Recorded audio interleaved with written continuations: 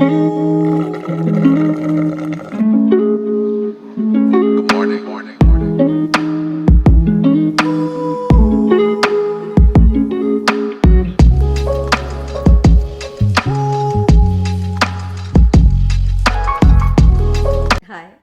मी मनीषा तुम्हा सर्वांचं पुन्हा एकदा माझ्या नवीन ब्लॉगमध्ये स्वागत करते. आज म्हटलं दिवसामध्ये जे काही छोटे मोठे छान छान असे मोमेंट असतील ते तुमच्यासोबत शेअर करूयात, म्हणून मग आज ब्लॉग बनवायचं ठरवलं. तर आत्ताच वेळा शाळेतून आली, मस्त तिचं आवरलं, कारण ब्लॉग बनवायचं सकाळी सकाळी म्हटलं तर होत नाही, कारण कामं वगैरे राहतात. मग म्हटलं आपण निवांत बनवूयात आणि खूप जास्त काही नाही, छोटे छोटे मोमेंट्स फक्त शेअर करूयात. आणि ही आत्ता आली स्कूलमधून आहे ना, किती वाज तर चला तुम्हाला काही काही छोट्या छोट्या गोष्टी दाखवायच्या ते दाखवते. सर्वात अगोदर तर तुम्हाला आमच्या काव्याची साडी दाखवायची. आज माझी नऊवारी तुम्हाला दाखवते कशी कशी आहे आणि तिचं ब्लाऊज पण आहे. दाखवू का? हे बघा माझं ब्लाऊज.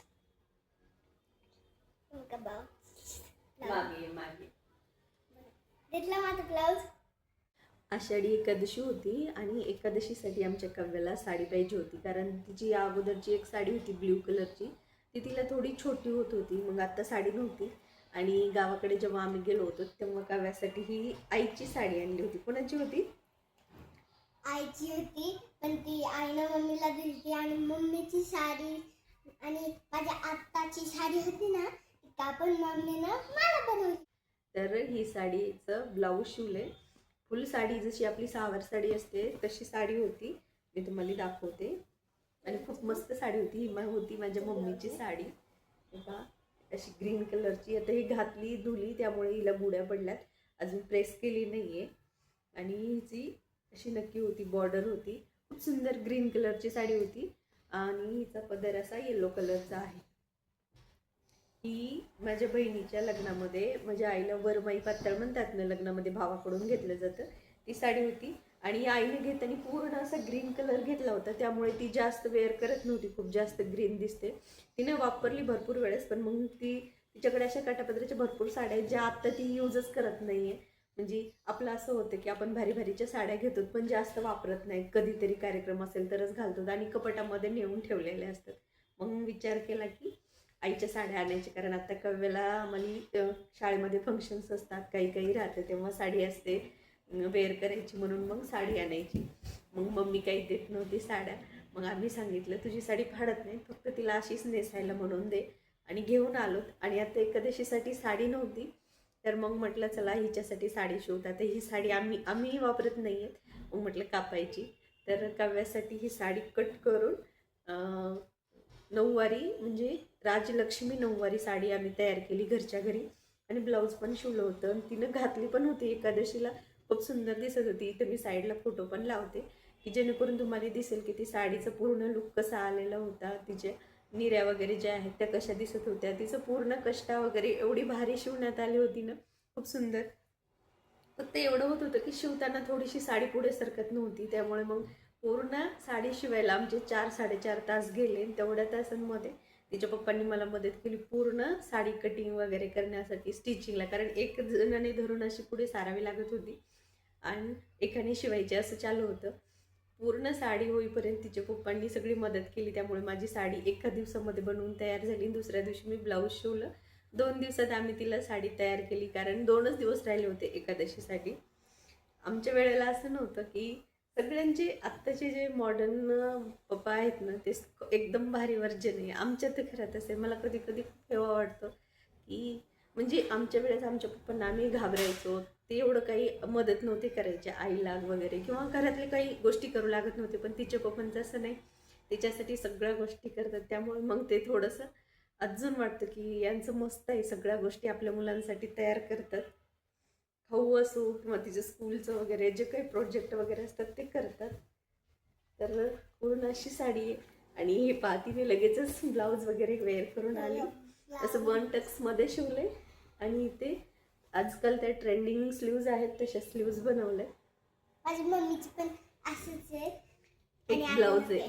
हां, तर पूर्ण असं आहे. इकडे मी साईडला फोटो लावून देते. आता आमची साडी वगैरे तयार झाली. आम्ही इथं वाळवून घेतली, वाळायला टाकली होती. आणि हिच्या दादानं ना हिने नऊवारी घातली तर हिच्या दादाने धोती कुर्ता घातला होता आषाढी एकादशीसाठी. तर तुम्हाला यांचे दोघांचे व्हिडिओज जे आहेत ते इंस्टाग्रामवरती पण पाहायला भेटतील, यूट्यूबला पण भेटतील. तुम्ही तिथे त्यांचा लुक पाहू शकतात आणि मी ते फोटो पण लावते दोघांचा सोबतचा. ते पाहून तुम्ही सांगा की तुम्हाला कसा वाटला. कशाची भाजी खाते ग? मम्मी मी मटकीची खात आहे भाजी. हो का? छान लागली?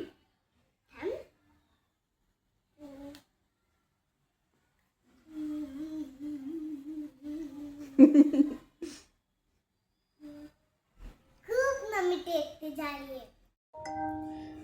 इथे ना मी मसाला दूध बनवायला ठेवलं होतं, कारण माझ्या भावाने दूध खूप जास्त आणलं होतं. त्याचा झाला असा किस्सा की आम्हाला मीठ हवं होतं आणि मीठ आणायला पाठवलं आणि तो मीठ आणायचं सोडून देऊन 1.5 लिटर दूध आणि मटकी घेऊन आला. मग आता एवढ्या दुधाचं काय करायचं म्हणून दुसऱ्या दिवशी मसाला दूध बनवायला घेतलं. तर मसाला दूध बनवायला इथे मी इलायची 2 ते 3 घेतल्या होत्या आणि मला थोडंसं सोप टाकल्याशिवाय दूध नाही प्यायला आवडत, म्हणून मग मी थोडीशी सोप टाकली, तरी कमी टाकली. आणि काजू बदाम थोडेसे आणि थोडासा पिस्ता वकट आणला होता तो. आणि दूध 1.5 लिटर होतं. 1.5 लिटर दुधाचं फक्त 1.25 लिटर दूध होईपर्यंत मी ठेवलं होतं. 1.25 लिटरलाही कमीच होतं, फक्त 2 ग्लास एवढं दूध झालं होतं. एवढं घट्ट होईपर्यंत ठेवलं आणि त्यानंतर त्यामध्ये थोडेसे ड्रायफ्रूट्स टाकले, कारण थोडेसे ड्रायफ्रूट मऊ झाले की छान लागतात. त्याचबरोबर त्यात अर्धी वाटीपेक्षा थोडीशी जास्त साखर टाकली, कारण दूध जेवढं कमी आहे तेवढी साखर कमी टाकली. आणि अगोदर जर दूध उकळायला साखर टाकली तर मग ती खूप वेळ लागतो आणि साखर पण जास्त लागते. तर इथे दूध उकळून घेतलं आणि शेवटी त्याच्यामध्ये थोडंसं सुंठ पावडर टाकलं. तर एवढं भारी मसाला दूध झालं होतं ना की खूपच भारी. माझ्या भावानं सगळ्यात जास्त त्याने पिलं, कारण तो म्हटला मस्त झाले.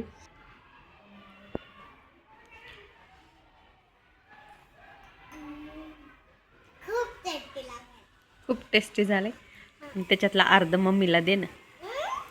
तुला तर इथं आहे. बघ ना मम्मीचं किती एवढंसंच आहे या अर्धी वाटी, आणि तुझं बघ किती आहे. आणि वाटी कारण की हा मोठा आहे म्हणून दिसते. मोठं आहे नाही, ते छोटंसंच आहे, तुलाच बक्कळ दिलंय. ना मम्मा माझं मोठं आहे म्हणून दिसते. त्याचं छोटं आहे ना. नाही, तुला भरपूर आहे. मग छोटा आहे तर तू ते घे आणि तुझी वाटी मला दे. ना मम्मा तुझं किती मोठं आहे मम्मी. एवढं मोठं चिटूक नाही. हो का? बरोबर. तू पण पी ना. हो. आपण दोघी एक छात पिऊ. त्यांना मी ते इथे वेदांत ड्रायफ्रूट खात होता, कारण त्याचे पप्पा येताना ड्युटीहून घरी येतानाच घेऊन आले होते. आम्हाला तर काही एवढं जास्त ड्रायफ्रूट्स आवडलं नाही, त्याच्यामुळं त्याने आणि काऊनच जास्त खाल्लं. आणि संध्याकाळी भाजी काय बनवायचा खूप कंटाळा आला होता, त्यामुळे संध्याकाळच्या जेवणामध्ये बनवली होती पोळी आणि सोयाबीनची भाजी. भाजी खूप मस्त झाली होती. याचा पण व्हिडिओ एखाद्या वेळेस मी तुमच्यासोबत शेअर करेल, जेव्हा रेसिपी शूट करेल त्यावेळेस. एक नंबर झाली होती. पण आज स्वयंपाक लवकर केला, त्यामुळे संध्याकाळी जेवण आमचे 6-6:30ला झाले. उद्या डब्याला काय बनवायचं म्हणून इथे मी भाजी निवडत होते. आणि हे दोघंजणं अभ्यासाला बसले होते, कारण संध्याकाळचं टायमिंग आहे. यांना खूप कंटाळा आला होता, पण आता काय करणार, अभ्यास तर करावं लागेल, कारण 8 वाजेपर्यंत तर हे अभ्यासाला पण बसलेले होते. अभ्यास पण झाला, कंटाळून गेले होते. तर आजचा आमचा दिवस असा गेला. तुम्हाला कसा वाटला कमेंटमध्ये नक्की सांगा आणि आपल्या चॅनलला सबस्क्राईब करायला विसरू नका. पुन्हा भेटूयात अशाच एका छानशा व्लॉगमध्ये. तोपर्यंत बाय.